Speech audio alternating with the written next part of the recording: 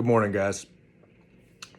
I just want to orient our attention this morning on the topic that I'm seeing in and out of my office nearly daily, and that is loved ones hurting loved ones. Now, what I mean is husbands hurting or offending wives, or wives hurting and offending husbands or children and parents, whatever, right? And what I want to focus on this morning is who's to blame. Is it the husband? Is it the wife? Is it the kid? Is it the parent? Who is it?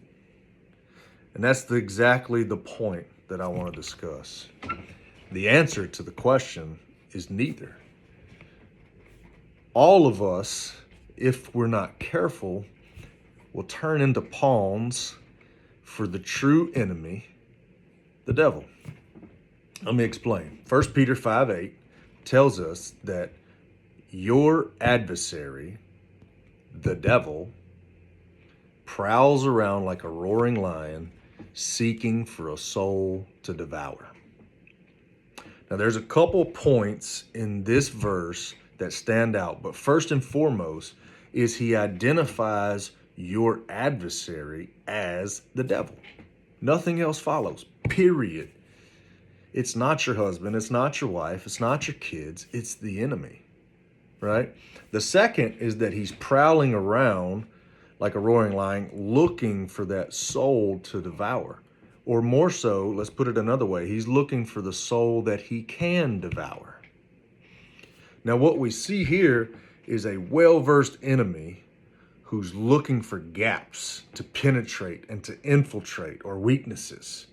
And then these, of course, will spawn or grow into family crisis, right? When we as married couples or parents or even children hyper focus on other people as the enemy, or people as our devil in our lives, then we're playing into his hand. We're focusing our fight against the wrong enemy. But rather, if we would just see the enemy's attack on those that are attacking us, then we can reunite, being as we have that love connection, right? We can connect, help one another. One, recognize the enemy, but two, how he was able to penetrate into our family in the first place, right? Ephesians 4:32 tells us to be kind to one another and compassionate, forgiving each other as Christ forgave us, right? This comes from maturity, but more importantly, spiritual maturity.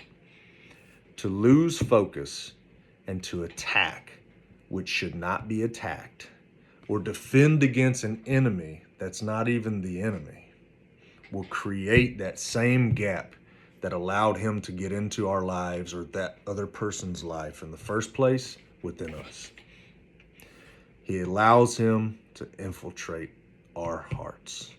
So my word for you today is to recognize the true enemy in all situations, especially when it comes to those that we love.